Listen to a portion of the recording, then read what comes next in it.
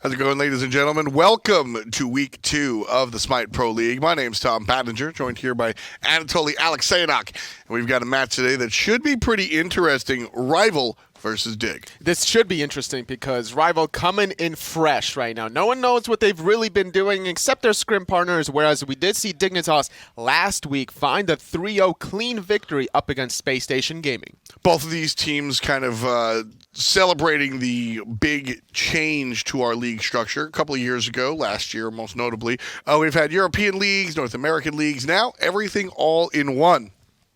Rival have an international team, Fineokay, PandaCat, and PolarBearMike coming out from North America, pairing up with CaptainTwig and Arkkyl from Europe. And then the same thing with Team Dignitas that have an all-European squad except for their mid lane Hurriwind, who has showed up for sure, honestly, and I like his addition to that roster of Dignitas that had the 3 core members, right? The Variety, QvoFred, Trixtank show.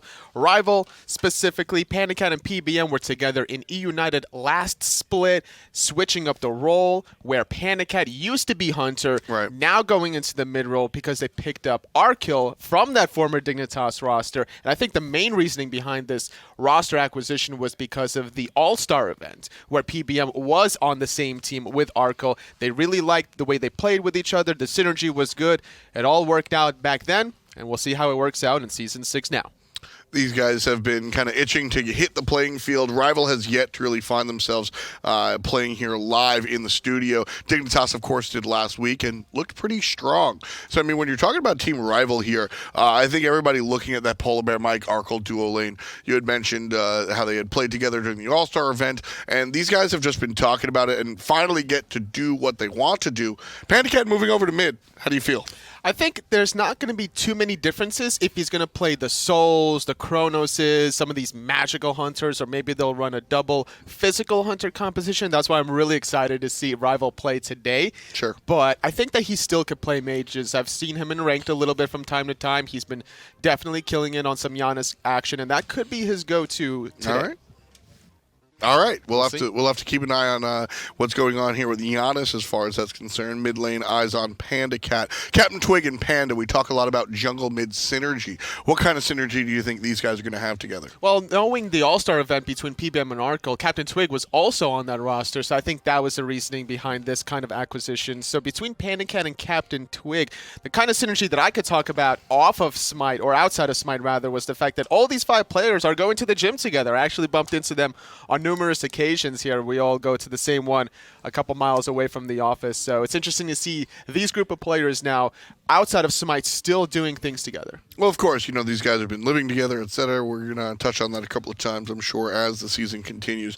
But so for Rival, I guess the last person to mention would be PolarBearMike. He is one of the captains, one of the leaders, and he's standing by to talk about what he's thinking before the big game.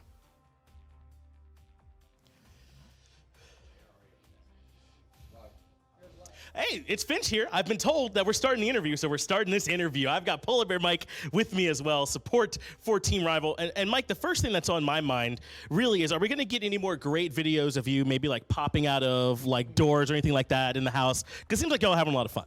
Yeah, we'll see. Just depends on what type of content they want from us, and we're just kind of hanging out, doing whatever. I got a little like gnome closet down there. It's like I gotta like crawl into it, so it's a good time. Okay, good. Well, I'm glad to hear that the team's doing well. How is it having everybody here together, able to play on LAN, and finally get that synergy up to where you guys want it? Yeah, it's been great having everyone around to hang out and scrim together and just, you know, talk as normal people and not just like spend 3 hours a day on the internet, just, you know, saying stupid crap to each other. So yeah, it's been nice.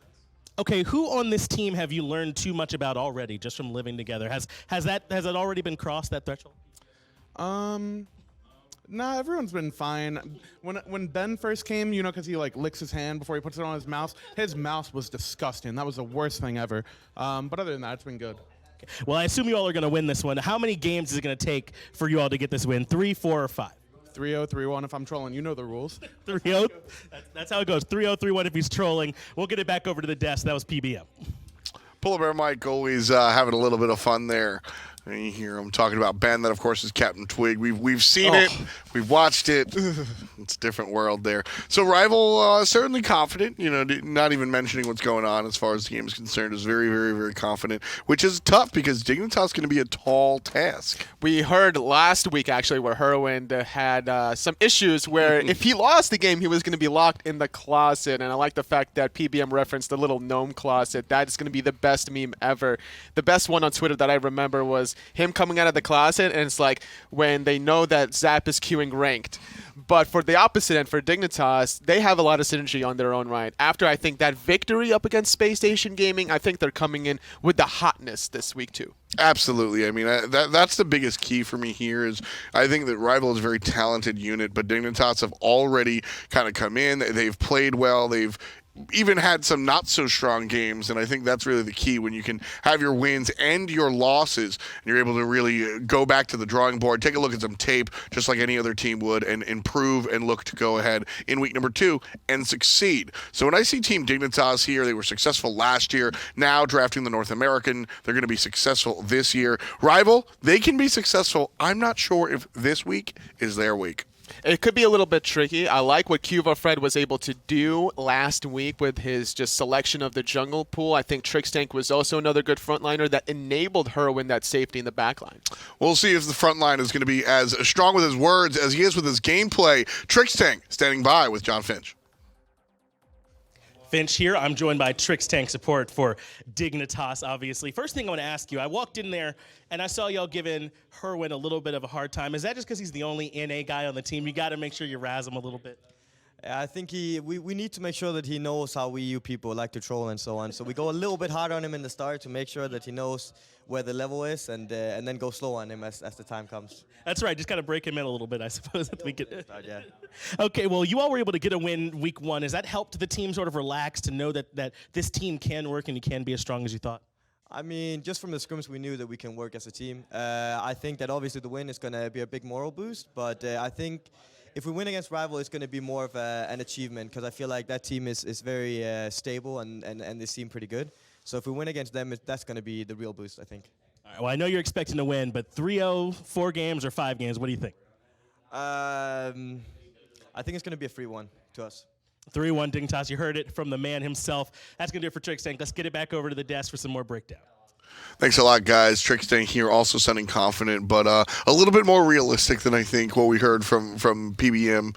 And I think that's kind of, that always to me is a big light switch for me when I see, when it's complete, just, yeah, man, no problem, we're good, all good. There's not a reality there. Whereas Trixtank is like, look, they're strong, but we're going to be, I feel almost more secure with that commentary. Confidence, but realistic in his approach as Sure. well. They were talking about the last week victory over Space Station and how if they found a victory today against Rival, his words, not mine, a more consistent roster. I think that showed in Space Station's play last week against Dignitas and against Knights.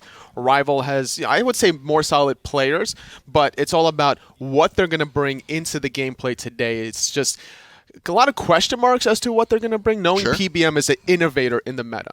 I think the biggest question mark is really in that mid lane with a player in a new position. PandaCat, of course, strong, and a lot of the elements of his gameplay point to him being a strong mid laner, but certainly haven't seen it yet. Again, new players coming in, so rosters have been changed, and we haven't seen these guys play on the big stage yet. You can scrim all you want. You can scrim from 12 to 12, homie, but it's not the same thing until you put those shoes on, stand on your toes, and dance for the recital. I mean, the shoes from SK were looking really clean. I'm curious about these two teams, if they have any of those color-coordinated shoes. They need to step up their kick game if they want to match the likes of SK Gaming. But like you were talking about, Dignitas, they have quite a challenge today. They can't really be too confident after the victory from week 1 because Rival is a whole new different game plan. That man on your screen right there, Slaney, the European coach for this roster, could bring that kind of element into the play. Sure, yeah. Slaney has been an interesting guy to kind of watch him go about things and sort of figure out the picks and bans for Rival, most notably. This is a squad, like you were mentioning, PolarBearMike being an innovator. This is a squad that knows what they want to play generally, so Slaney has to kind of find his footing and find a way to help guide this team. Picks and bans on the way for game number 1. We'll hit it right about now, and we'll see where Rival and Dignitas both want to wind up. Dignitas, of course, on the left side, meaning the first pick and the first ban. What do we expect to see here, Toli? Honestly, I'm not sure, because I think every week against a different opponent is going to be a different meta entirely. It's a best of 5. Things come and go. We might see some early Naja play potentially, knowing that I don't think Rival is going to give up Arthur anytime soon. It'll be a little bit tough. Something I do want to mention, though, we are on the last patch. It's not the patch that's live right now. We're going to be on the patch where Naja is still stripping your protections. Batz isn't getting monkey bounces just yet. So this is still the same patch that we played on in week 1. Week number 3 will be on the patch that's currently live. So expect to see these Naja bans frequently, the Fenrir bans as well, as those characters have kind of dominated the duo lane. Now you see Dignitas taking a direct shot at Rival. You were mentioning PandaCat moving over to that mid lane, formerly playing carry role. That's right. Going to be interested in the mage ADCs, and well, Kronos, a first round ban. And it's not only PandaCat that could play this god. Arkkyl has shown his dominance on that god from time to time, so a kind of double-edged ban, because if Arkkyl was to play a magical ADC, then you know PandaCat is playing the physical one. Artio, the first pick overall here for Team Dignitas. An interesting flex character. She can play in the solo. She can play in the support role as well. Team Dignitas with Trixtank and Variety. Both of them can play the Bear Mom pretty well. So keeping things a little ambiguous is the black and yellow. The purple hoods over here on the right side going Xbalanque and Achilles.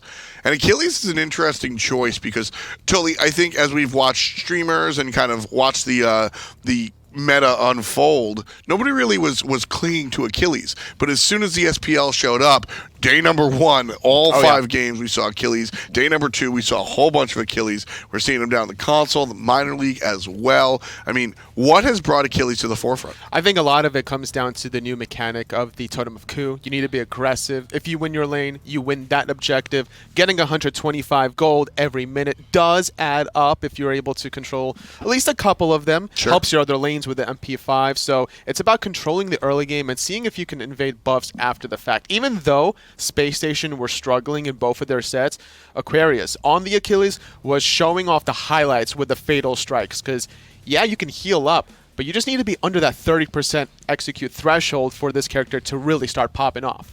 Dignitas have 2 quasi-healers. Terra and Artio, they certainly provide some healing, but not in the realm of true healers, so to speak. So I'll find a better term for that. But Artio and Terra both providing some incidental heals for the squad.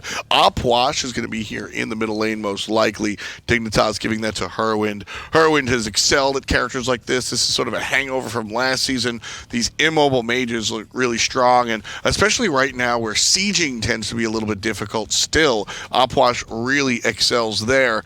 Last first round selection for Rival, Fafnir. I love Dignitas' 3 gods already selected. This is great team fight control between the Terra and the Artio. You got the Earth and Fury from Terra to be able to really start swinging some of these team fights. Puch controls so much space with emptying the crypts. It's going to be difficult for this Achilles to really get in the thick of things. And for Rival, it's still uncertain of if this Achilles is going into the solo for Fineokay or the jungle out of CaptainTwig. Or looking at Rival, could wind up in the hands of PolarBearMike as well. I mean, with a Fafnir, that's fair. Actually. It's a little unlikely. I would be surprised if the Fafnir was going to a solo or jungle. I agree. Fafnir. Now, if the hammer didn't stop on God hit, I'm all about Fafnir solo lane. But the problem is, if you want to put Fafnir anywhere where he has to clear the wave, you can just stand in front of his primary wave clear ability, and it's pretty much over. So Rival going to go with PolarBearMike on the Fafnir. Achilles still some ambiguity, as Toli had mentioned.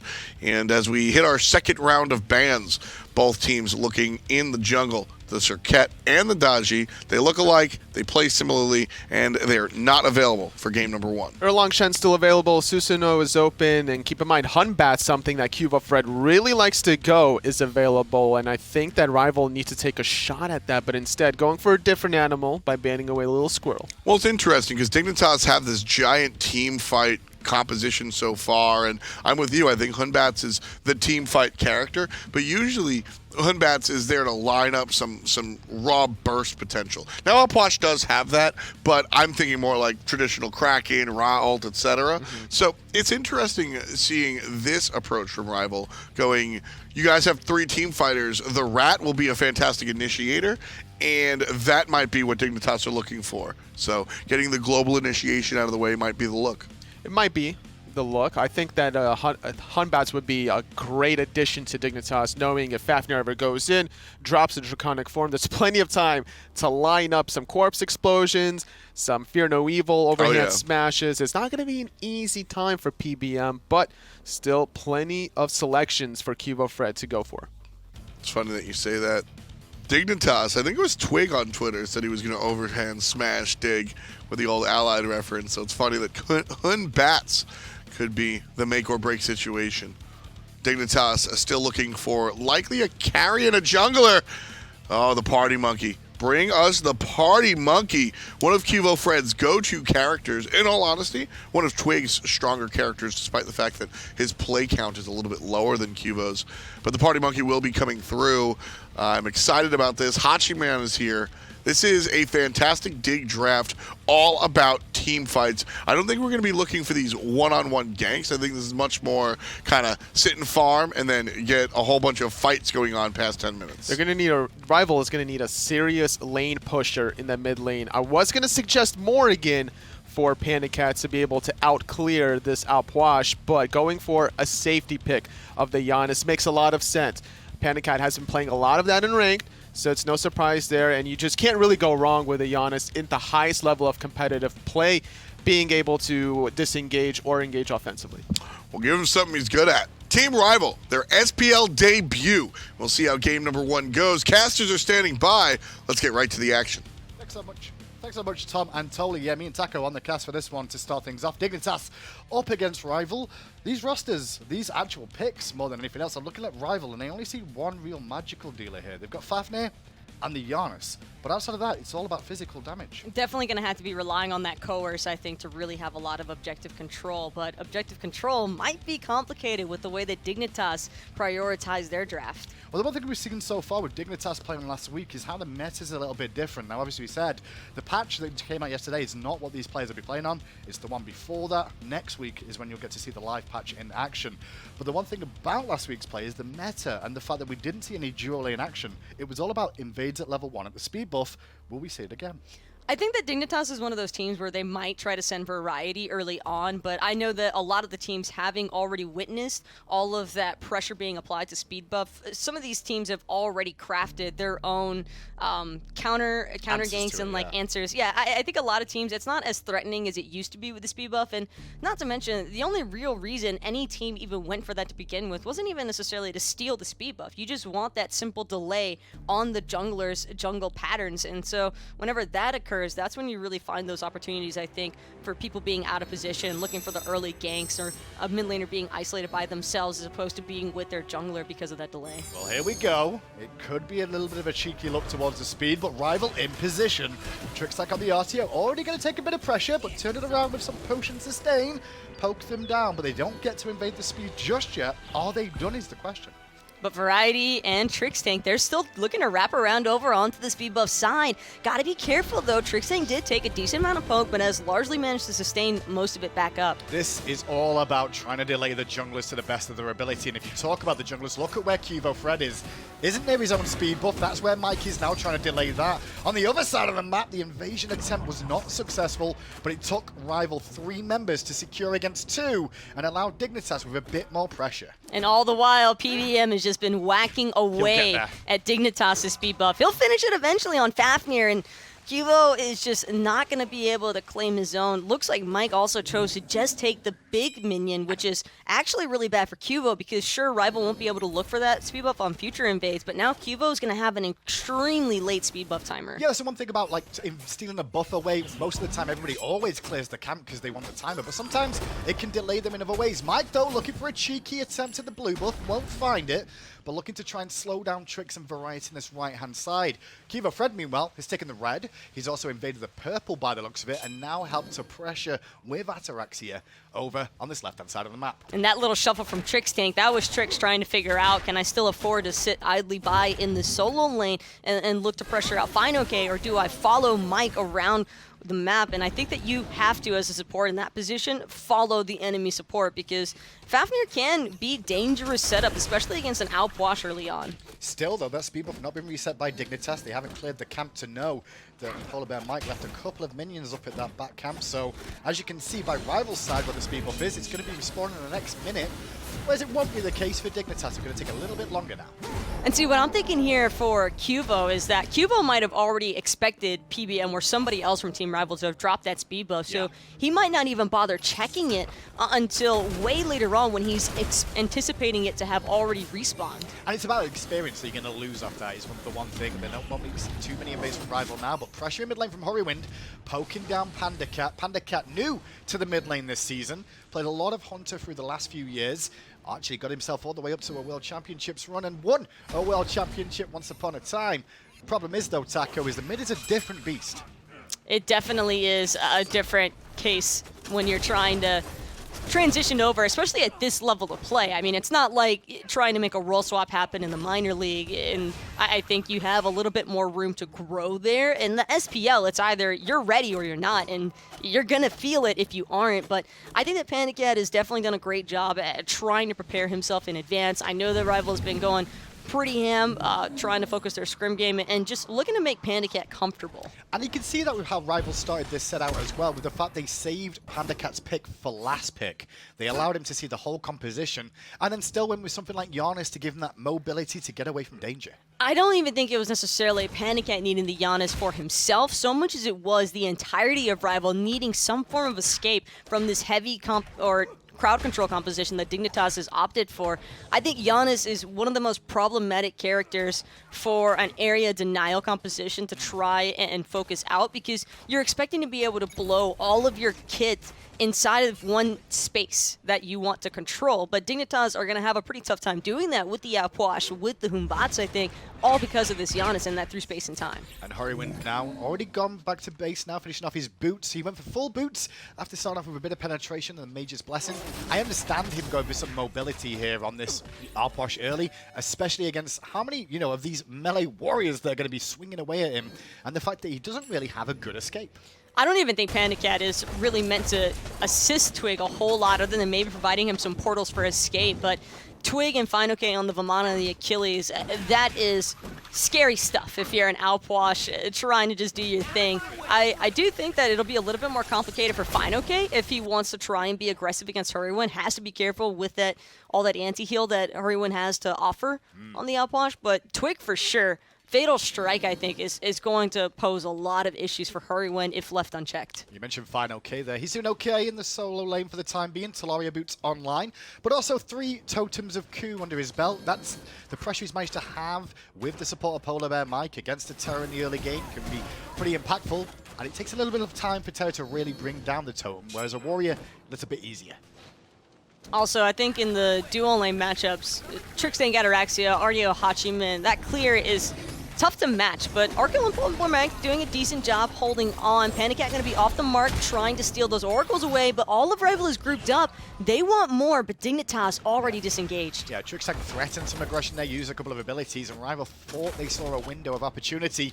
But before it was there, he dashes away, and at the same time, the oracles go the way of Dignitas. Goal difference marginal, Panda could be first blood and will be. Trix combining with Hurriwind, and the Janus is down. It's too late for PandaCat. By the time he used those purification beads, he was already toast to that bear swipe. But now Dignitas looking to play aggressive on the Fineokay. Nice CC chain for the moment and just blown up in the middle of his transformation. Well, if you look at his build as well, he doesn't really have any defenses whatsoever. Talaria boots and Mage's Blessing aren't going to give you much in terms of health or protections. And the quick fear, no evil, and burst combo from Variety with the Mage's boots. The Magi's boots are just enough to bring him down so fast. And all of that, that's a Vamana. But it happens because PandaCat falls in mid lane, so now Dignitas have a small window of opportunity to look for the power play, and they immediately move over to the closest, I think, punishable area on the map from mid lane, and that was solo. And it was really smart play from them. So Dignitas find a win in mid and then develop it to the solo lane and give themselves a bit of a window here. Builds for Arkkyl and Ataraxia. We won't be talking too much about them for the time being. They're very much just farm orientated, been left alone for the majority of the game. Taco, we've had metas where the hunters get left alone before. This means that hunters will come online a little bit quicker than we've seen previously. They'll come online quicker, but that doesn't necessarily mean they'll be participating in the fights any quicker. I still expect to see, especially between these two teams, who I think have largely always been a little bit more team fight dependent in their sets as opposed to isolation picks. So Rival, in my mind, is probably A-okay with just waiting things out, because if anything, their composition is probably a little bit more favorable for them once they're able to build some cooldowns for PandaCat, for example, get those 3 space and times on those portals, really able to just come out so frequently that Dignitas won't really be sure of which direction to try and look at. Well, Rival come into this best of 5. It's their first game in the Pro League this year, but they did get a chance last week to check out Dignitas' performances and get a little bit of insight about what their opposition here today will be doing.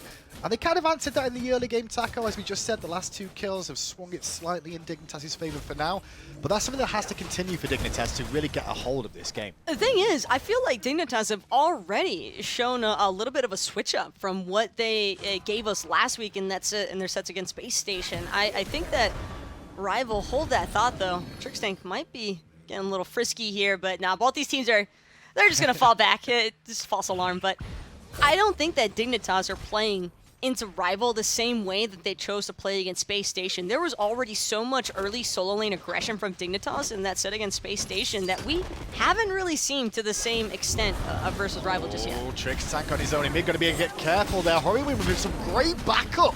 Those crits coming out early to make sure it pushes back Rival, and Fred has turned up to try and get the overhand smash on Twig. You're going to talk on Twitter, son. You better have backup. Oh no, Twig knew. He knew the overhand smash would go against him. And Rival get the kill. But he's not going to be able to get away. Was going to go check out his back heartbeats, and there's Ataraxia to pick up the pieces. PolarBearMike now trying to hold on to his life. Fineokay's rotating into the mid lane, but Twig and PandaCat both going to end up falling after the fight.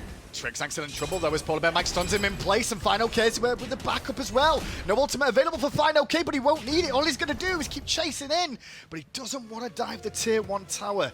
Ataraxia's rotation there makes sure that they do at least pick up one of those kills in that engagement when QvoFred dived in. But it also allowed Arkkyl a lot of free farm on this left-hand side. He's stolen away the purple, and he's actually still behind in experience at the moment. He's still behind because that kill onto Twig could not have come at a more perfect time for Ataraxia. It's one of those rotations where as a hunter, you know you're going to probably be losing whatever buffs might be spawning then. But Ataraxia is able to make that rotation because he prioritized the boots rush as opposed to Arkkyl with the Devo gloves. If Arkkyl tries to make that same rotation, he's just probably going to end up dying, honestly. I don't see how Xbalanque could have as much of an impact in comparison to the Hachiman with that ultimate and the boots rush online. Very good play from Dignitas overall though. Rival, they got aggressive on Trixtank and immediately reinforcements appeared out of all areas of the map for Dig. Ataraxia rotates over, Hurriwind drops his ult early to support, and it ends up working out in the end, where they at least take a kill. Ataraxia versus Arkkyl. A matchup we'll see as time goes on further and further. UK versus the Frenchman. Hachiman, someone that we're seeing a rise of play of Taco over time here. But here's the thing, Arkkyl now with those Ninja Tabi online, he does have the advantage against Ataraxia here, especially if Ataraxia keeps using it for poke, but CaptainTwig gonna have the Fatal Strike away from QvoFred, still playing insanely aggressive alongside of Trixtank. It's all about punishing Twig here, is what it feels like from Dig. Trying to put down this Achilles, which, funny enough, Achilles is someone that I've not really heard too much about until the Pro League started, and all of a sudden, Achilles is here and everyone's playing him in the jungle, in the solo lane. What's the rise of Achilles? Where's he come from again? Achilles just deals a lot of damage early game, and if damage is what you're after, Achilles is definitely going to be the guy to bring it. He's a lane bully if he's in the solo lane, which is why I think we saw players like Aquarius already trying to show off some good stuff with the Achilles, but Twig on the Achilles as well. It's the fatal strike for me. I think that the executes are going to be very important as far as cleanups are concerned against Dignitas. Well, like Rival were looking for a cheeky invade on the purple, but Trixtank was over here. They didn't spot him on the ward, but Trix took way more damage from Arkkyl than bargained for. Darky's a nice ball. Arkkyl a second to reposition as Ataraxia does use the ultimate to try and close the gap, but PolarBearMike's sprint will make sure that the slows don't make an impact. Perfect sprint too from Mike, just held it until he was certain that Ataraxia was going to keep trying to go in. And PandaCat as well. Hurriwind just got caught lazy back. It has to empty the crypts quickly, and the unstable vortex will be enough. PandaCat hung around in those crypts a little bit too long and took more damage than bargained for, but QvoFred can't commit just yet. So he moves him in. There's the blink, there's the Fin of Evil, and there's the death of PandaCat again. The reaction timer just unable to happen, but QvoFred, he's not out of dodge just yet. Still looking for more is Fineokay, but Variety's also made sure to follow Fineokay to the mid lane. And nothing more is going to end up transpiring here. It's just a clean trade out for these mid laners, but a beautiful heads-up play from Quvo that ensures Hurriwind won't fall any further behind in experience. And that all starts because of where Hurriwind was on the base. He was trying to return to base on the left-hand side. Sometimes it can be safe, but a ward, as you can see, was placed down by Rival, giving away his position, starts the engagement, ends up being 1-for-1, which, as you said, at least it evens things out. The worst part about that for me, though, Hindu, is the fact that PandaCat used the purification beads and still wound up dying. All that burst damage from the monkey, just a little bit too much to handle right now for this Janus. Coming into this whole year, Rival, the talking point for them is how PandaCat transitions in mid. You can't expect miracles in week 1 in the Pro League is what I'm going to say, but you're looking for signs of life. You know, you're looking for learning from mistakes and not repeating them as time goes on. A Janus game, always a tricky one. On paper, he's got the mobility, but you also want to make sure you do decent damage. And PandaCat's got his work cut out this game. The weird thing about Janus when it comes to competitive play is that the portals can be a blessing and a curse, because if you get that Janus that's able to give you a lot of exit points that normally wouldn't be there, and you're able to play a little bit more aggressive because of that, then awesome. But I just think that Dignitas have done such a great job with their draft or I shouldn't really say with their draft, but with their positioning to prevent Team Rival, I think, from benefiting as much as they probably would have in the early game, because Achilles can play aggressive. Ataraxia knew Arkkyl was over there. Now he'll see Mike and PandaCat turn up too. 3-man grouping from Rival around the purple buff, but 3 members of Dignitas are also here. Purple's already down, and Arkkyl going to disengage with Mike. The damage has been done. The buff was stolen. And there isn't really even a clear indicator of a super heavy gold lead or anything like that just yet. Variety and Fineokay, though, both of them don't really seem all that interested in hanging around in solo lane for much longer, and for good reason. We are definitely starting to approach that midway segment where we start to see the solo laners and the dual lane becoming a little bit more involved. Probably going to start seeing some early groupings for that Gold Fury soon, too. Speaking of the Gold Fury and Artio builds, Ataraxia here going for the Odysseus bow straight after Devourer's Gauntlets. Is that a specific thing to Hachiman of this season instead of like penetration that we've seen before? And this is just something that I think Ataraxia has really been enjoying, because I think that Hachiman as well, since he already gets such a heavy steroid from the Heavenly Banner, the Odysseus bow doesn't hurt, and it gives Ataraxia the option for building a Titan's Bane early on, or even an Executioner. Variety right now trying to survive the CaptainTwig gang, but PandaCat showed up and he brought the boys with him. Yeah, he has, and the Execute will be enough to bring him down, but what are trying to do in response? At first they were grouped around the Gold Fury with at least Trixtank and Ataraxia, but just an overextension from Variety at the end of the day. It cost PandaCat his ultimate for Variety's life. It's worthwhile. And Rival finally getting a chance to show off what this Janus can do if given the right moments to work with. Variety, I think, just overstepping a little bit too much, because Dignitas didn't have Quvo on the duo side of the map. Had Quvo been there, I think we see Gold Fury attempt from Dignitas. And I think that might have been just a bit of a miscommunication from Dig. If Variety's going to go for a proxy, they need pressure elsewhere or support for him in case he does get hit by the proxy. Looks like QvoFred there was forced to use the Fear No Evil defensively on this right-hand side up against Fineokay, who seems to be finding his pace so far on this Vamana. That Fear No Evil going down, though, is huge. And Rival, I honestly want to see them look towards this Gold Fury now, knowing that Quvo doesn't have that ultimate available. And Variety, having just died, he's probably going to want to stick around the solo lane, get a little bit more farm to make up for what he missed out on. It's not a massive experience disparity between himself and Fineokay, but a level is a level all the same. I'm just looking at the builds now, and this second relic for PolarBearMike is telling me that Well, it's a frenzy, first of all. And it tells me that Rival might be looking for the all-in composition, using this Fatal Strike for Twig to get the executes, burst someone down quickly, get an execute, and take the fight that way with the shotgun method of the Janus too. It's very all-in comp, though, if you're going to try and do that, Taco. I wanted to see either a Sunder or a Frenzy for Mike here, and I love that he brought up the Frenzy because I think that Rival is going to need that damage. We had some concerns over how physical heavy this composition felt from Rival. That Frenzy is going to make it seem as though there is a healthy spread, I think, between magical and physical, and it's also going to make things more complicated for Dignitas as far as their itemization is concerned. When you talk about Dignitas' relic situation, there's no shells on this team. There's 3 members with the blink, though, instead. Variety with it means he can engage a little bit more on the Terra, which is going to be helpful. Same for QvoFred and Trixtank, but that means they don't have the shell for the burst that could come out. Talking about burst, Mike's being bursted right now. He may have to use his ultimate. He's trying to hold on to it, and he does so, but it did cost him his sprint because he wanted to hold his ult. But Mike's got it back to base, and Dignitas already know that that's a green light to start pulling this Gold Fury. Down to half health already. Ataraxia, though, poison, looking at Twig. Patience is for everyone. QvoFred around the corner, looking at Twig. Won't find the Monkey Toss, does find the Fear of Evil, and the overhand smash is good. Space and time nearly got PandaCat out of trouble, I should say, for Twig, but PandaCat on the back foot as well. Gold Fury is still alive. So far, only Twig has died. This grouping is so vicious from Dignitas, though. Hurriwind just able to cut off every single one of these choke points with the Alpuash, and that is exactly what Rival were trying to avoid. I don't think Twig was expecting to see QvoFred behind him in his own jungle. I think the one thing about it, though, Taco, is that in the end of the day, they lose a life, but they don't lose the Gold Fury. One death isn't too doom and gloom, apart from the fact Twig's now 2 levels down on QvoFred. That could be caught up, though. Yeah, Mike got poked out, but Mike made the right call just backing immediately. I think that Rival were expecting an aggressive play from Dignitas because of that, but I don't think that they were expecting CaptainTwig to be the central focus of it. Twig getting forced out of those purification beads gave Dignitas, I think, that moment of clarity to just rush him down. Has this gone the way you expected it to so far, Taco, with this first game between these two? Yes. I think that these are 2 very evenly matched teams, despite PandaCat having made that recent transition over to mid lane from ADC. But I also just think that both of these teams have a lot of experience, a lot of skill on them. We already saw last week, too. Dignitas surpassed my expectations when I first saw them play.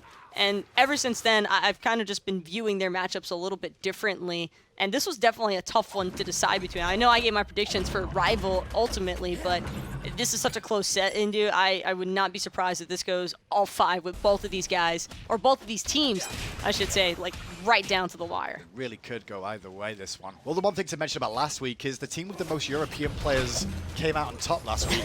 This week, I mean, Rival do have 2 Europeans themselves, but there's 4 on the side of Dignitas, and they just take a Gold Fury. Trixtank could be a casualty, but look at the defensive ultimates from Dig, making sure they get Trix out of trouble. And at the end of the day, nothing was really lost from Dignitas' point of view there. Rival needs to find an answer now. And that's why Rival's trying to group up in the mid lane. PolarBearMike still has the Draconic Transformation. This could be an opportunity for Rival to try and bring down this mid tower, but realizing that certain members of Dignitas are backing, Variety just went back, so now Pyromancer is toast. Nice and quickly done there. It wasn't even used for the frenzy whatsoever, just quick grouping from Rival. As you know, Pyromancer not worth as much gold as a Gold Fury, but it at least does try to give some sort of response. Mike under pressure here, rooted in place, leaps away. PandaCat and Twig trying to hang around, and Qvo gets hit by the pole and Unstable Vortex. Darkest of Nights comes through from Arkkyl, and there is Arkkyl to pick up the last hit. The execute of the Fatal Strike doesn't kill Hurriwind, but Twig will still get the kill. But Rival have just full-on pincer Dignitas. Variety trying to do what he can. Is going to end up bringing down Arkkyl. A lot of damage just lost for Rival just now. Twig trying to get in on Ataraxia. Now Fire Giant still not leashed by either side. Walls collapse from Variety, and the Bear Claws from Trixtank come through to make it a 3-on-2 situation. Dignitas slight lead. If they can find an objective here, it will definitely push them into a comfortable spot. That fight looked like it was going to be entirely in Rival's favor, but as soon as Variety pops that Terra ult, and it's not over just yet either. Trixtank still looking for more into PandaCat. Good portal, going to cut off one exit point, but not going to be able to stop both Variety and Trixtank from the dive. PandaCat just having his ultimate up in time there. They've just enough mana to really use it as well. Didn't end up having to use his relics there. Tier 1 tower still stands. Come on, India. If you know Smite, you know very well that PandaCat could cast at least 3 more abilities with that mana bar. with Book of Thoth, or just in the fact that it's a mage? It's just a mage. Okay. Mages don't have mana bars. It's not true, because every single time you try to run one down that has a mana bar that looks like that, I guarantee you they're casting every single ability they have in their kit. That's true, that's true. They do seem to get mana out of nowhere when they need to. MP5, an important stat too, but the Fire Giant for Dignitas here. They know space and time is down. They know they just won a last team fight. The relic situation, I mean, Arkkyl's completely out of relics now. Same for CaptainTwig, same for Fineokay. But Dignitas, they poked it, and now they're looking for a pick. Fineokay seems to be the target, still on the run here, but he's got that big baby Committed. ultimate. This might have been a little bit too much from Dignitas. They get the tower beads consumed by QvoFred after the hammer from PolarBearMike hits. The whole squad of Rival now barreling down the solo lane, chasing Dignitas away. Dignitas holding firm, but Variety re-engages. And that's exactly what Variety was waiting for. Everybody from Rival to get grouped up so he could smack them all right in the face with that Terra ultimate. Trouble. Worn off though, and Mike's going to be able to jump away on that Fafnir. And round the corner comes Twig again, poking away at Trixtank. Space and time fired. Will it find a home? No, it just splits between the Dignitas team. Rival fall back, 9-5, 22 minutes in. It's still anyone's game. But if I had to pick a winner from that engagement, I would have to pick Dignitas every single time, Hindu. They're the ones who have got plenty of self-sustain inside of their composition. Hurriwind on the outwash going to be able to make it back to full health without even having to back to base. And same case for QvoFred. He's already coming back from the base. Interesting. I'm more interested about it. You're saying like you've got more sustain, because when I look at Rival, I mean, Twig can self-sustain, Vamana can. Same can be said for PolarBearMike to an extent. But hold that, Variety mid again. Getting aggressive, more than anything, trying to set up a window for Ataraxia to get that tier 1 tower, which will now fall. I think it's more noticeable self-sustain, though, from Dignitas in comparison to Rival. Sure, you've got gods that are capable of bringing back a little ticks of their health bar, but it's not to the same extent as a Terra, for example, or even the Artio from Trixtank. We've seen a couple of burst heals already from this Artio that have definitely helped save the life of QvoFred on more than one occasion. A little bit of anti-heal already online for Dignitas too. Divine Ruin, great on the likes of an Outwash, especially with those crypts. Make sure it will hit everybody. And QvoFred also picking up that Brawler's Beatstick, making sure it makes an impact. Well, I'm actually glad you brought up the anti-heal factor, because if there's one thing that I think Rival need, it's anti-heal, and no one still seems to be looking to prioritize it. PandaCat, I think, is going to have a rather tough time on the Janus trying to proc it, but it's probably still more effective than expecting Arkkyl, or maybe Twig can buy a Brawler's Beatstick, but since he's already building into what I think is going to end up being a Heisei Katana or a Masamune. Cheeky. Rival just caught Hurriwind on that left-hand side. Frenzy popped. They're going for the burst spin. Now we want to slow down that Frenzy from Cubo. He's going to somersault away. In goes Trix and Variety to the backline. Fire Giant still aggro. Mike's taking tons of damage in that Dragon Form, but he will get away for now. Walls off the mark is still Hurriwind not even here yet, and so many members of Rival are low. But the Fire Giant's low too. And Dignitas have to realize, with every single member of Rival heading back to base, Dignitas might have a chance here to look for this Fire Giant, but no, Cuvo and Variety, feeling a little bit too poked out, would rather play it safe, let Cuvo take this time instead to back to base. But the big thing that I'm noticing there is that that Frenzy was used. And that was an upgraded Frenzy really early on from Mike, and they almost got that Fire Giant. Credit to Cuvo though, he realized what happened there. Hurriwind immediately was basing when he saw him at the Fire Giant, but QvoFred was like, no, I have to fear no evil early, not to try and take a fight, but to try and slow this down, get his team in range. It does allow Dignitas now, though, to get the Pyromancer, as Trixtank had an idea that Gold Fury could be being looked at there. Obviously, it's not just the Gold Fury, there's the Primal and the Oni as well these days, and they can also make an impact. Rival also have been struggling, I think, to find an answer to preventing Ataraxia from free casting. These Hachiman autos are definitely starting to chunk away at the Vamana, at the Achilles. Even Mike on the Fafnir has had a pretty tough time trying to figure out where to position himself. And Ataraxia, I think, just coasting right now, enjoying all the frontline assistance that he's getting from Variety, Trixtank, even Hurriwind and Cuvo because of their ultimates. And even if he does get in trouble, he can quickly jump on his horse if he needs to reposition away. This attack speed build, though, with chins, will make sure it whittles down the health bars of the tankier targets too. And the Oni Fury below, half health, getting lower. Mike on the way, Fineokay 2. Cubo's only one way, Trix the other. Dignitas get a Gold Fury, sorry, I should say an Oni Fury for free. Rival, I think, just a little bit hesitant to want to commit there because they know that all of the relics and actives are up for Dignitas' carries. The same can't be said for Rival's carries. Arkkyl still missing out on those purification beads. And even though Darkest Night might have been good enough to contest, well, you don't want to be fighting into a Fear No Evil plus an emptying of the crypts. 6k gold lead, roughly, in favor of Dignitas right now with how it stands. Experience 2,500. The gold will still make an impact tackle. Not everybody at full build just yet. Experience-wise, though, it's not too much because everyone's near enough level 20. Twig, though, under pressure in mid.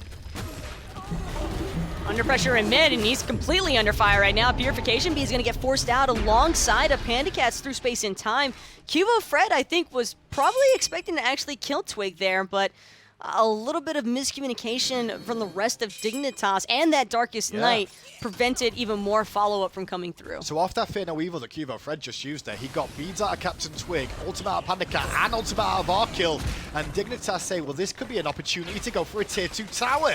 With Variety on the front line and Trixtank tanking up the tower. Slowly but surely, Nate's getting a bit of free farm on the tier 2. But here's the fight after the fact. Fineokay beating back the front line of Dignitas. Dignitas grips up. Where's Twig? Blinks over the wall around the back, looking for an execute, but Fineokay is very low. Fineokay's alive, though, and he's going to make it out of there, no problem. Oh, just kidding. Hurriwind's going to bring him down with that dot tick. But now all of Rival on the run. It looked like such a promising flank, too, from Twig, but just not able to find the damage. Tier 2's about to go down as Qvo Blink jumps in with the monkey toss onto Arkkyl. And at the same time, Mike looked for a kill, but couldn't find QvoFred. PandaCat's the only one left alive.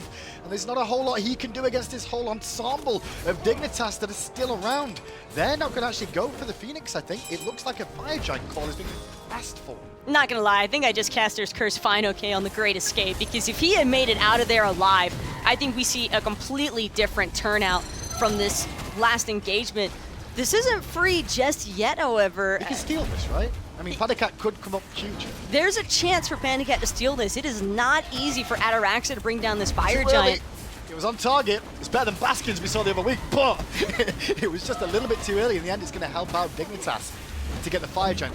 Going back to the fight, Taco, what went wrong there? It looked like they had a window where they were pushing away Dignitas, and Rival looked like they had the collapse. Now, I could be wrong on this, but I think where things went south is that PandaCat wasn't able to continue pincering around with CaptainTwig. It looked like he never actually got an opportunity to flank all the way around, because when Dignitas turned on Twig, PandaCat, I think, immediately got out, which is probably the right call from his side of things, but without getting that big unstable vortex damage, it kind of just made Fineokay shoving everybody back into one corner.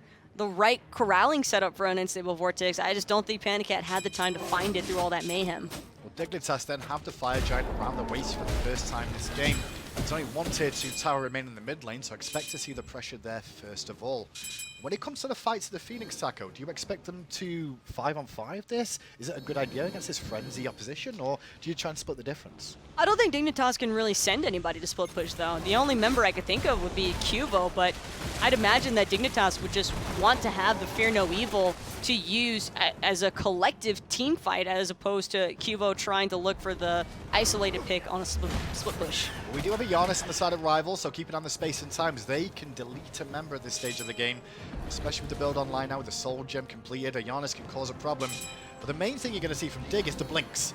Someone's going to blink, and immediately you're looking for Arkkyl to maybe use the Darkest of Nights and cause terror and confusion in the comms of Dignitas as they're trying to support their teammate that's trying to engage. Blinks are also part of the reason why Rival can't really afford to just go in onto Dignitas, because if they're able to create enough space to then allow for those blinks, now Rival's just out of position. Hurriwind's positioning going to be key in this fight too. He has those crypts. The moment this fight begins, if he can get a good ultimate off onto Rival, it's going to force them further back and maybe give Ataraxia a window to get some damage on this Phoenix. Arkyl's also got the crit online now, at least with the Poison Star, working on that Wind Demon still, but Rival have, I think, the defensive options, and Trixtank's ready to challenge them. And there's the Darkest of Night straight away. Trixtank a little bit overextended, but gets back towards his team. One ultimate used by Rival for one blink of Dignitas. Still 2 blinks left, though. Who's the next one on Dig to go in? Trixtank still tanking up this Phoenix. Variety now looking to take up the front line. He's going straight onto Arkkyl, not trying to let this Xbalanque clear out these minions. And Ataraxia's got a bit of time now on this Phoenix. PandaCat's around looking for the Unstable Vortex. The crypts will be emptied, and that is going to force Rival back. Great work from Dig there. Variety just following up, getting the beads out of Arkkyl was huge. And this is tough now if you're a Rival, but This is also part of the risk, I think, of having a Janus as the mid laner. Janus not the greatest when it comes to base defense unless you find that big through space and time. But PandaCat still holding on to it, just hasn't really found an area, I think, to look and approach Dignitas from, maybe catch their carries off guard, because I think that's what has to happen right now for Rival to successfully hold. He's sneaking around the back, but Fineokay on the big babies noticed him there, making sure QvoFred can't get in. Meanwhile, the fight in mid, Mike's having to try and tank up a little bit and force back the carry. He's trying to disarm Ataraxia if possible, making sure he can't get the damage down. Left-hand side, Fightings are starting to head down the lane now as the Titan taking a bit of pressure. Might just use the Draconic Transformation, though, and that's making me want to believe that Rival were hoping for a fight there. QvoFred got forced out of the Fear No Evil by CaptainTwig and Fineokay's aggression, and it didn't even cost Twig anything. He only lost his Mad Guy's Cloak proc in the process, and, well, losing one Phoenix when it could have been two, I think Rival are more than happy to take it because it's just another game delay. But I also think Dignitas are quite happy with the result as well. They get the Phoenix, they get a tier 2 tower and another Fury under their belt. The Fire Giant is about to wear off, and that's why you see Dignitas give up the goose, so to speak, on Siege. And the next Fire Giant and Pyromancer are both going to be available relatively soon. And they're still got a Janus, as we said, for Rival. Do you look to contest if you're Rival at this Fire Giant? Do you have to? I think they have to. I don't think that they can afford to let Dignitas get another enhanced Fire Giant, simply because Dignitas' sieging is very strong, I think, and Rival just don't have the proper tools to try and counteract it. I think a jungle fight is without a doubt going to be their best hopes of bringing this game back into their favor, because the jungle fight is what Janus is all about. Dignitas, though, really playing like a 5-man unit, I want to say. Like, there's a lot of times where maybe one or two of them have been overextended, but they've always had backup with them. It feels like the backup's always turned up when needed to, barring that one proxy from Variety on the right-hand side. I've not really seen too many mistakes where the team hasn't helped out a teammate. They're just super well positioned, and Yeah. I think that it's just because, individually speaking, these are 5 players that have always been relatively strong in their competitive positioning throughout the years. The Fire Giant has respawned now, but Dignitas not at the Fire Giant at the moment. They're grouping up towards the mid area. They wanted to steal away the red buff and was successful, making sure both Ataraxia and Hurriwind will have a red buff for this Fire Giant endeavor. Also, PandaCat has had to use his through space and time really early on in a lot of these engagements, and that's part of the reason, too, I feel, why Dignitas is able to get away with as much as they have been into Rival, because by forcing out that through space and time, you don't have to have your carries worrying about getting whacked from the other side of a wall and not seeing or hearing it coming. And Rival actually seemed content to just give up this enhanced Fire Giant. Seems so. The left-hand Phoenix should respawn by the time the Fire Giant goes down too, relatively. And the push comes through from Dignitas. Meanwhile, PandaCat trying to farm up a little bit more, get a bit more penetration online at the moment on that left-hand side to the best of his ability. And I guess Rival feel comfortable at defending the Phoenix line. I'm wondering if this is going to be Divine Ruin for PandaCat, and It is. if we see Rival win this next team fight, because PandaCat finished the big anti-heal item that I think Rival were definitely missing out on when trying to fight back into Dignitas. Dignitas might have to be a little bit more wary now, and they might not necessarily know that he's got that item online either. Especially with the fact Fineokay did manage to get Pestilence too. This is the first bits of anti-heal we've seen coming out from Rival. And this is a middle lane Phoenix fight. Left-hand Phoenix is respawning. QvoFred's there with minions and Ataraxia to get that one. They're trying to split the difference here and take down the weakened one. That's why Trix is hovering between the two. Stuns out Fineokay. Rotation from Rival to the left-hand side, but already the Phoenix is getting low. Fire minions inside of that, though, and Dignitas are still trying to be careful. Through space and time hits no one, though. And PandaCat just going to have to watch alongside as PolarBearMike might end up falling here. He is in trouble, and he is in Dragon Form, so he's going to leap back to base, but the left-hand Phoenix down again. Over to mid lane go Dignitas, only using the Ataraxia ultimate so far on the Hachiman. This is tough, though, for Rival, still trying to hold on to what they can with their mid-Phoenix. Quvo still has that Mad Guy's Cloak, though, and Trixtank now going to be the aggressor. Arkkyl got a lot of damage there with those branching bowlers at the end. The Frenzy was popped there. One man down, and immediately Dignitas will not stay in this fray, knowing they've lost a member of the team. Trixtank has been doing this Consistently. over the past 10 minutes, where he pokes his head into the Phoenix area and he's like, hey guys, I'm here. we can start, pushing into this Phoenix poke, and this time around, Rival just blew him up for it. And that's one of the reasons why a shell on the Dignitas roster, 3 blinks does allow them multiple ways of engaging, but a single shell would help you out from that situation of like, hey, someone's getting very heavily bursted by the frenzy. The shell will help out a little bit. But that weakened left side Phoenix is already coming back to haunt Rival because they've just been struggling at keeping their base intact. The problem for Rival right now is that even if they play the team fight perfectly, all Dignitas really needs is about 3, possibly even 2 picks, and they can just start shoving relentlessly into Rival's base. And so this constant toggling between pushing out the fire waves on the left-hand side and then also trying to defend against Trixtank and Variety, diving on the mid Phoenix, it's causing Rival to having to spread their forces incredibly thin, but PandaCat is helping out with some of this, I think, off the portals. I gotta be honest though, Taco. I mean, Rival, they let Dignitas get the second fire giant for free, uncontested, because they believed their defense would be good enough. And losing a weakened Phoenix, but stopping the rest of the siege, that's what they get best case scenario, realistically, right? I mean, the only way that could have got better is they keep their left-hand Phoenix up as well. I think one thing that Rival are certainly looking to delay for is they can hold on for about 18 seconds. If they can hold on for 18 seconds and then Mike gets to use that frenzy again, I think that will turn the tides of the fight into their favor. Well, here we go. Trixtank's back. Qvo back to the left-hand side, looking to flank around the corner. Twig will be there to make sure he can't do that for free. He's also got a Magi's Cloak to try and prevent some of that CC that will come through. But look at the damage in mid! Ataraxia got bursted. Space and Time fired too. That'll hit Variety and Hurriwind. The Crips are going to slow down the aggression from Rival. But round the right-hand side, they don't know they're coming. But there was a great wall from Variety to slow that for a second. Trix trying to slow down the team. Maybe a casualty to buy the rest of the team a moment. But it's a re-engage! But look at QvoFred. He's come back in with the Fear No Evil. Hurriwind still running around his front line, trying to stay alive. Big unstable Vortex, though, cutting straight into the heart of everybody. Qvo wants more out of PandaCat, but just not going to be able to find the monkey onto CaptainTwig. Walls collapse, but being used by CaptainTwig. Still Twig under pressure, needs to dash away. Paul was there for Panda, but he can't get through it in time. This was a good defense from Rival. They pushed Dignitas out of the base, but the bad news is Dignitas just waited. They lured them into a fight in mid, and now that's going to develop into a middle lane Phoenix.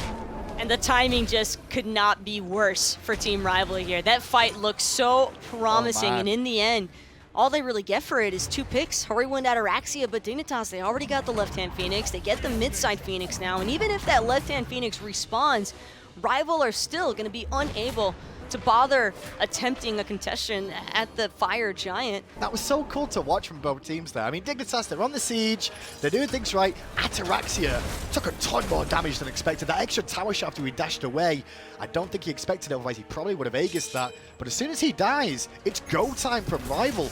And Dignitas do a very good job of getting away and then realizing they can go again. Variety's wall just ruined all of that for Rival. That was the real spoiler, because Rival had to win that fight. They knew that they were sacrificing Fire Minion waves, beating up on their Titan, for that chase. And the problem now is that their Titan has not only taken half of its health, giving yet another opening, I think, to Dignitas to take this enhanced Fire Giant, but also that mid-Phoenix fell so late that's going to be a tough one to try and defend both left, mid, and the right side Phoenix. Definitely a different state of the base situation. When you lose one Phoenix or have one weakened Phoenix versus having 2, it makes it a lot more awkward. Now, left, mid, under pressure. Chance for Dignitas to also pick up a Pyromancer, and I love the fact Qvo's already on this left-hand side, making sure Fineokay can't get a bit of global gold for his team by split pushing. But I have to point it out, PandaCat finds a big through space in time, and it almost led to a solid wipe out of Dignitas, and that's the danger of a Janus on these base defenses and why it can be so risky for these backline carries like Hurriwind and Ataraxia to try and get aggression out onto the Phoenix. And this is why they've got such a good front line, Dignitas here. They're trying to buy windows for a little bit of damage out of Ataraxia onto those towers, onto those Phoenixes. But that's the time Rival caught him. They'll see if they can do it again. Trixtank a little bit far forward on his own now, but Rival don't really know if anyone's behind just yet. A lot of wards in mid lane too. This is all about the left-hand Phoenix here.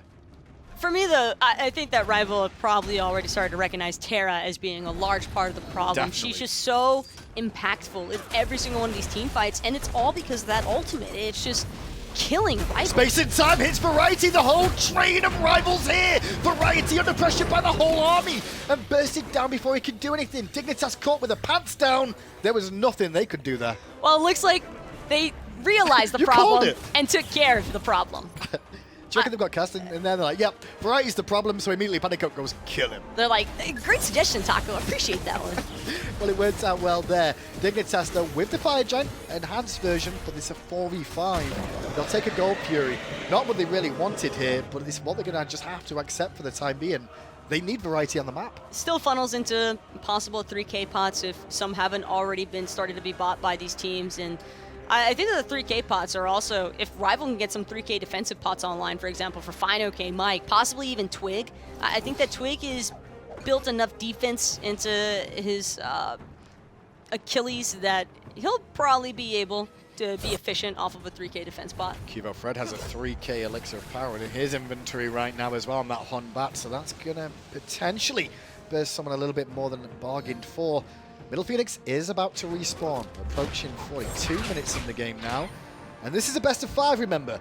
Already game 1 Taco is kind of what all of us expected, where this set is a coin toss to an extent, with Dignitas having a slight edge because we've seen them play. Dignitas have an advantage, but Yep. that advantage doesn't necessarily amount to a guaranteed win condition here. And Rival know it, which is why they're happy to just sit at their base and farm out these fireways as they come. Now this left side Phoenix has the most health on it that it's had in quite some time here. And they taught Variety a lesson that no one from Dignitas is safe. If they can blow up Variety that fast as a Terra that's been causing them problems throughout this entire 40 minutes of gameplay, then Rival can definitely destroy Ataraxia, Hurriwind, Trixtank, anyone who oversteps their boundaries. Every death at this moment will count. Blinking from Trix on PandaCat, stuns him in place and Panda tries to escape. No beats consumed. Darkest of Night used by Arkkyl. Pokes back the Hunter Ataraxia from the danger zone for the time being as Trix gets hit by a hammer again. Healthy enough for now, especially with Terra sustained there. So Dignitas just going to wait it out knowing that Arkyl's ultimate is now down. I think Ataraxia got lucky that he didn't get crit there, especially with all the crit that Arkkyl has put into his build. He got sustained back up, which is also good. But I really like using that portal quite often on the walls I've seen instead of holding it for escapes, which could always present a bit of an issue as time goes on. Minions doing most of the work to the Phoenix right now. Dignitas trying to look for a window, and Variety will go in, pop the ultimate, and give the window for Ataraxia to take down the middle Phoenix. PandaCat got bursted down by QvoFred already, and a 4v5 without a mid lane Janus for 60 seconds. This could be the game. But here's the frenzy from PolarBearMike. Rival trying to fight back as they may, but that Outwash emptying of the crypts was just too much to try and keep that Titan alive through. Rival were forced into a situation, Hindu, where they had to take engagements out in front of their Phoenix, but PandaCat just got deleted before he even had a chance to try and do anything to save himself. So picks and bans wise, we're looking at maybe Terra as being a bit of an issue. Variety had a pretty good series there, or at least set 1 on that game. How do you feel about what changes Rival may need to pick for game 2? I actually really liked what Tribal tried to string together there between Fineokay and having Twig as like those front-lining warriors that aren't necessarily going to always be the center of attention for damage. I also wish that Arkkyl would have had a little bit more opportunity to kind of play upwards, but he couldn't really afford to do that on the Xbalanque. I just don't really see it so much as drafting issues for either of these teams or for Rival. I just definitely think that they need to take away that Terra and probably look to prioritize a little bit more of that early game aggression. Exciting game 1. Did it go as you guys expected? What about you guys in the desk? How do you feel? I'm feeling all right. I think I had a good morning today, turning into a nice afternoon. How you feeling? You know, sometimes I feel good, sometimes I don't. As the philosopher Drake once said. But as we take a look at game number 1, I think it's a lot to unravel, really. What it comes down to is just a fantastic team fight composition out of Team Dignitas. The early game shenanigans was interesting, right? Because Rival were like invading the speed buff, PBM solo speed buff, while they're also defending their own speed buff, while QvoFred is pushing out mid alongside his mid player to invade red buff afterwards. So everything is basically even Stevens. And even though PBM left that one little minion behind that speed buff that wasn't cleared until finally 3-minute mark, it didn't really hurt the efforts of Dignitas in the early game. They were still, even in the pacing, they were able to control team fights a little bit better as it approached the mid game because of the control between the Artio and the Terra combined. And of course, the Hun Batz allowing the team to be both offensive and defense as soon as Qvo hit level 5. As I said, I mean, this is a character that's worked out well for this player for a long time, and it's just strong. I've always said, it doesn't matter what meta you're in, Fear No Evil is going to be relevant. And we saw it around objectives, we saw it around Phoenixes, we saw it around laning phase. And a riskier god on the opposite end was CaptainTwig playing this Achilles, was struggling a little bit from getting out of the action despite having the Janus portals. There was one instance where he was using his ultimates a little too loosely at times when the chase wasn't realistically there, as PandaCat got first blooded at the 5-minute mark. Transitioning to mid lane, a lot of people like to play Janus because it's safe, but not that time around. Well, I think there was 3 pillars to really talk about. There was team fighting that went on with respects to the composition, coming out from Dignitas. You mentioned the Terra, you mentioned the Artio, I mentioned the Hun Batz. This really was the core of what allowed Dignitas to kind of do what they did. The early game shenanigans, as you put it, didn't really seem to matter. The mid game is where Dignitas really took their stride and then continued to move forward. Again, I think that has a lot to do with the composition coming out from these guys. The second pillar of game number 1, is the healing. Team Rival did really nothing to stop that. You saw PandaCat, I think, built a Divine Ruin, as we just saw some of the items, but no Ankh, no real big itemization to really stop the healing. And I had mentioned that it's supplementary healing, but when you have 2 supplemental healers, that's 1 real healer. That's right. Fineokay went Thorns, and then also PBM went Frenzy as their second relic. So it was an aggressive strategy by those 2, and that actually almost led to Rival picking up a very early sneaky Fire Giant around that 23.5-minute mark until QvoFred had to stall them with the Fear No Evil. Good recognition from Dignitas, preventing the kind of one-trick strategy from PBM just showing its weaknesses. Well, I like the Frenzy. It's actually not something I'm going to be too upset about. Somebody else on the team needed at least an Ankh. When you look at Terra, when you look at Artio can just not hit her heal button. But when you look at Terra, especially with how all in this composition was, it was all about the team fight, jump in and go hard. You hit that Terra ult, you hit that Ankh, everybody going to be taking more damage. Well, I don't mind the Frenzy because it worked out for Rival in certain instances. In the late game stalling cases where QvoFred was pushing in the left lane, that left in the mid lane to just go all in against Trixtank, blowing him up right away. Then 2 minutes later at 37-minute mark, Arkkyl kind of overstepped. He was the one that died. And then 2 minutes later after that, Variety in a 1v4 position. Dignitas were just kind of throwing everyone one by one. They could have ended the game cleaner and sooner than they should have, but at the end of the day, Rival doing a good job holding on.